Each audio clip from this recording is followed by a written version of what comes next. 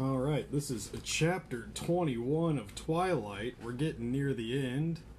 I think we only got about 70, 60 pages left, somewhere around there. Alright, so this is chapter 21. It's called Phone Call.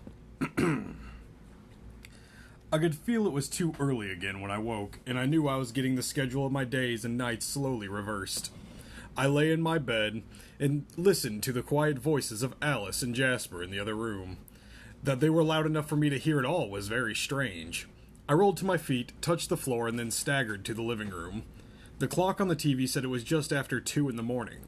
Alice and Jasper were sitting together on the sofa, Alice sketching again while Jasper looked over her shoulder. They didn't look up when I entered, too engrossed in Alice's work. I crept to Jasper's side to peek. "Did she see something more?" I asked him quietly. "Yes, something brought him back to the room with the VCR, but it's a light now." I watched as Alice drew a square room with the dark beams across its low ceiling. The walls were paneled in wood, a little too dark, out of date. The floor had a dark carpet with a pattern in it. There was a large window against the south wall, and an opening through the west wall led to the living room. One side of that entrance was stone. A large tan stone fireplace was open to both rooms. The focus of this room was, from this perspective, the TV and the VCR.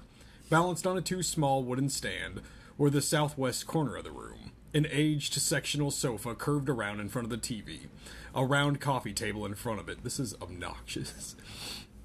This is her mom's house. Why the fuck does she have a fireplace? Yeah. "The phone goes there," I whispered, pointing. 2 pairs of eternal eyes stared at me. "That's my mother's house." Alice was already off the couch, phone in hand, dialing. I stared at the precise rendering of my mother's family home. Uncharacteristically, Jasper slid closer to me. He lightly touched his hand to my shoulder, and the physical contact seemed to make his calming influence even stronger. The panic stayed dulled and unfocused. Alice's lips were trembling with the speed of her words, the low buzzing impossible to decipher. I couldn't concentrate. "Bella," Alice said. I looked at her numbly. "Bella, Edward is coming to get you. He and Emmett and Carlisle are going to take you somewhere to hide you for a while." "Edward is coming?" The words were like a life vest holding my head above the flood. "Yeah, he's catching the first flight out of Seattle. We'll meet him at the airport and you'll leave with him." "But my mother. He came here for my mother. Alice!" Despite Jasper, the hysteria bubbled up in my voice. "Jasper and I will stay till she's safe." "I can't win, Alice. You can't guard everyone I know forever. Don't you see what he's doing? He's not tracking me at all." And I guess we should probably kill him. "Yeah, we should probably just kill this guy. He'll find someone. He'll hurt someone I love. Alice, I can't." "We'll catch him, Bella," she assured me. "And what if you get hurt, Alice? Do you think that's okay with me? Don't you think it's my only human family that it's gonna hurt me with?" Alice looked meaningfully at Jasper. A deep, heavy fog of lethargy washed over me, and my eyes closed without my permission. My mind struggled against the fog, realizing what was happening. Put this bitch to sleep. I'm sick of her. I forced my eyes open and stood up, stepping away from Jasper's hand. "I don't want to go back to sleep," I snapped wearily. I walked to my room and shut the door, slammed it really, so that I could go free to go to pieces privately. This time Alice didn't follow me. For 3.5 hours, I stared at the wall, curled in a ball, rocking. How useful, Bella. My mind went around in circles, trying to come up with some way out of this nightmare. But there was no escape, no reprieve. I could see only one possible end, looming darkly in my future. The only question was how many other people would be hurt before I reached it. She's so obnoxious. The only solace, the only hope I had left was knowing that I would see Edward soon. Maybe if I could just see his face again, I would somehow be able to see the solution that eluded me now. When the phone rang, I returned to the front room, a little ashamed of my behavior. I hoped I hadn't offended either of them, that they would know how grateful I was for their sacrifices that they were making on my account. I mean, to them, you're just basically a toddler. Yeah. It's probably fine. Alice was talking as rapidly as ever, but what caught my attention was that, for the first time, Jasper was not in the room. I looked at the clock, and it was 5:30 in the morning. "They're just boarding their plane," Alice told me. "They'll land at 9:45. Just a few more hours to keep breathing till he was here." "Where's Jasper?" "He went to check out." "You aren't staying here?" "No, we're relocating closer to your mother's house." My stomach twisted uneasily at her words, but the phone rang again, distracting me. She looked surprised, but I was already walking forward, reaching hopefully for the phone. "Hello?" Alice asked. "No, she's right here." She held the phone out to me. "Your mother," she mouthed. "Hello? Bella? Bella!" It was my mother's voice in a familiar tone I had heard 1,000 times in my childhood. Anytime I'd gotten too close to the edge of the sidewalk, or strayed out of her sight in a crowded place, it was the sound of panic. I sighed. I'd been expecting this, though I'd tried to make my message as unalarming as possible without lessening the urgency of it. "Calm down, Mom," I said in my most soothing voice, walking slowly away from Alice. I wasn't sure if I could lie as convincingly with her eyes on me. "Everything is fine, okay? Just give me a minute. I'll explain everything. I promise." I paused, surprised that she hadn't interrupted me yet. "Mom?" "Be very careful not to say anything until I tell you." The voice I heard now was as unfamiliar as it was unexpected. It was a man's tenor voice, very pleasant, generic. The kind of voice that you heard in the background of luxury car commercials, and he spoke very quickly. What does that mean? Now, I don't need to... Like, when I think car commercials, I don't think, like, soothe luxury. I think It's like... I always just think of the one that's like, we have taken a chicken and have made that our technology. What? With the commercials where they have the chicken and they just move it in a circle and they're like... Oh, the gyroscope. Yeah, and they're like, this is our technology now. I think of just the ones on the radio where it's like... Bow, bow, bow, bow, bow, bow. There's like 30,000 explosions, like Michael Bay car commercials. Soothing. That's what I... So apparently he's like, "Now, I don't need to hurt your mother, so please do exactly as I say and she'll be fine. Sunday! Bow, bow, bow." He paused for a minute while I listened in mute horror. Yes, I'd say so. "That's very good," he congratulated. "Now repeat after me and do try to sound natural. Please say, 'No, Mom, stay where you are.'" 812, I want to buy that car. "No, Mom, stay where you are." My voice was barely more than a whisper. "I can see this is going to be very difficult."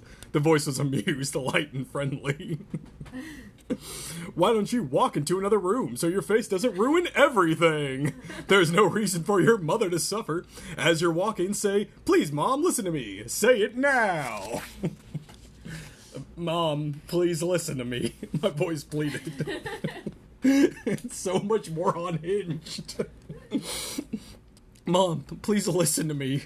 My voice pleaded. I walked very slowly to the bedroom, feeling Alice's worried stare on my back. I shut the door behind me, trying to think clearly through the terror that gripped my brain. He's just like going off in her ear. "There now, are you alone? Just answer yes or no." "Yes, but they can still hear you, I'm sure." "Yes, all right then," the agreeable voice continued. "Say, Mom, trust me. Say it now." I'm not even making it up. This is just how it's written. Say it now. "Mom, trust me." This worked out rather better than I expected. I was prepared to wait, but your mother arrived ahead of schedule. It's easy this way, isn't it? Less suspense, less anxiety for you. I waited. "Now, I want you to listen very carefully.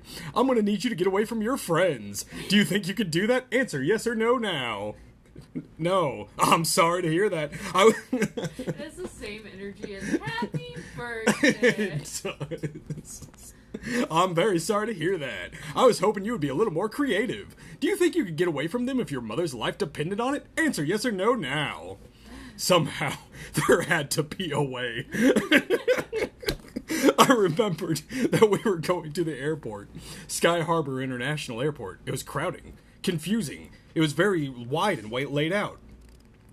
"Yes? That's better. I'm sure it won't be easy, but if I get the slightest hint that you have company, well, that'd be very bad for your mother," the friendly voice promised. "You must know enough about us by now to realize how quickly I would know if you tried to bring anyone along with you, and how little time I would need to deal with your mother. Do you understand? Answer yes or no."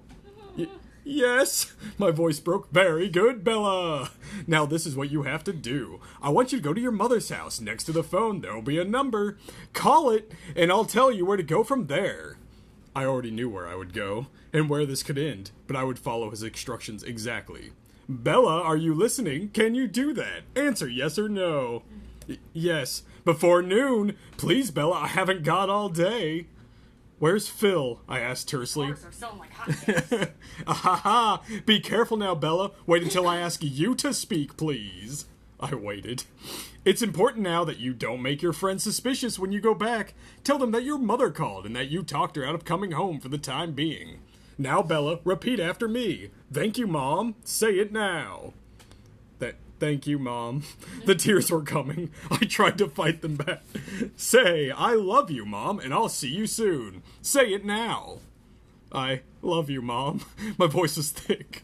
I'll see you soon, I promised. Goodbye, Bella. I look forward to seeing you again. He hung up. Yeah. I would just... The shell shock. Bella's just... Love you, Mom. I held the phone to my ear. My joints were frozen with terror. I couldn't unbend my fingers to drop it. I knew I had to think, but my head was filled with the sound of my mother's panic. Seconds ticked by while I fought for control. Dude didn't even know who the fuck Phil was. How are No. you not suspicious? You are completely idiotic. How are you not suspicious? It's literally the same trap. It's just storks. Slowly, my thoughts started to break past the brick wall of pain. To plan. For I had no choices now but one. It's so, like, when they're doing this, like, I'm gonna make a tricky plan, like, 4D chess after we just watched Promised Neverland. Yeah. It's like, you are pathetic, Bella. For I had no choices now but one. Go to the mirrored room and die. That's not a plan, Bella. I had no guarantees. Yeah, that's just, like, not a plan at all. You're just doing what he's wanting That's to. what you do when the plan fails. Yeah. Nothing to give to keep my mother alive. I could only hope that James would be satisfied with winning the game. That beating Edward would be enough. Despair gripped me. There was no way to bargain. Nothing I could offer or withhold that could influence him. But I still had no choice. I had to try. Set yourself on fire, Bella. I pushed the terror back as well as I could. My decision was made. It did no good to waste time. I'm already dead. What if you injected yourself with, like, bleach, like, real quickly and made the vampire bite you and they, like, ingested the bleach in your blood? I don't know if that would do anything to him. It might agitate them. Yeah. Give him some, like, stomach unease. I got food poisoning from Bella. I had to think clearly, because Alice and Jasper were waiting for me, and invading them was absolutely essential and absolutely impossible. I was suddenly very grateful that Jasper was gone. If he had been here to feel my anguish in the last 5 minutes, how could I have kept him from being suspicious? The plot that he left for whatever reason. I choked back the dread. Like, is just Jasper down at the continental breakfast? I guess so. Like, just smoozing with, like, the maids. I didn't know... Oh, wait. I couldn't afford now to stifle everything. I didn't know when he would return. I concentrated on my escape. I don't remember him leaving. I had to hope that my familiarity with the airport would turn the odds in my favor. Somehow I had to keep Alice away. I knew Alice was in the other room waiting for me, curious, but I had to deal with one more thing in private before Jasper was back. She's got jack off. Post-note clarity. Yeah. I had to accept that I wouldn't see Edward again. Not even one last glimpse of his face to carry with me to the mirror room. I was going to hurt him, and I couldn't even say goodbye. I let the waves of torture wash over me, Also, have their way for a time. Like, Alice's vision was clearly him, like, going to your mom's house to make this exact call. Or, like, the fact that it's just repeatedly been like, oh, he's playing with a video. Oh, he has a VCR. Oh, he has home videotapes. Yeah. Like, put it together, Bella. The fact that you only heard, like, your mom once go, Bella, Bella, and that was it. It's like, it's so weird that she didn't cut me off. Yeah. But I guess I won't think anything about that. The only expression I could manage was a dull, dead look. I saw her alarm, and I didn't wait for her to ask. I had just one script, and I'd never manage improvisation now. My mom was worried. She wanted to come home, but it's okay. I convinced her to stay. My voice was lifeless. Yeah, okay, why'd you leave the room? We'll make sure she's fine, Bella, don't worry. Because, like, it's also on the vampires for letting that happen. Yeah. We'll make sure she's fine, Bella, don't worry. I turned away. I couldn't let her see my face. My eye fell on a blank page of the hotel stationery on the desk. I went to it slowly, a plan forming. There was an envelope there, too. That was good. Alice? I asked slowly without turning, keeping my voice level. If I write a letter for my mother, would you give it to her? Leave it at the house, I mean? Sure, Bella. Her voice was careful. She could see me coming apart at the seams. I had to keep my emotions under better control. There's a lot of things. There's like, a lot of moving parts that aren't doing their jobs right now. and, like, when Alice answered the phone, and Yeah. she's like, "Oh, it's Bella's mom. Was it Bella?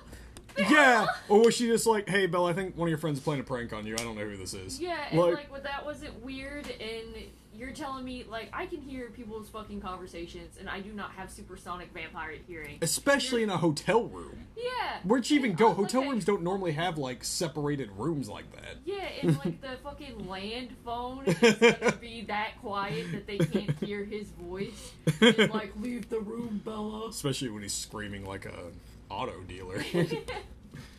I went to the bedroom and knelt next to the little bed table to write. Edward. I wrote, my hand was shaking. The letters were hardly legible. I love you. I'm so sorry. Oh god, it's like supposed to be in her handwriting and I can barely tell what it says. Do you need me to read it? No, I can't. It's just like, it's like scribbled calligraphy. He has my mom, and I have to try. I knew it may not work. I'm so very, very sorry. Don't be angry with Alice and Jasper. If I get away from them, it will be a miracle. Tell them thank you for me. Alice especially, please. Fuck you, Jasper. And please, please don't come after him. That's what he wants. I think I can bear it if anyone has to be hurt because of me, especially you. Please, this is the only thing I can ask of you for now. I can't bear it if anyone has to be hurt. For me, I love you, forgive me, Bella. Edward's like, I can't read this. Like, it means nothing. I folded the letter carefully and sealed it in the envelope. Eventually, he would find it. I only hoped he would understand and listen to me just this once. And then I carefully sealed away my heart. That is actually the end of chapter 21. It's a very short chapter. I'm excited about that. And we'll try to read more tomorrow. Maybe we'll finish it by the weekend. It's a holiday weekend, so we got a couple extra days to not be drained from work to maybe finish this. Yeah. Alright, goodbye.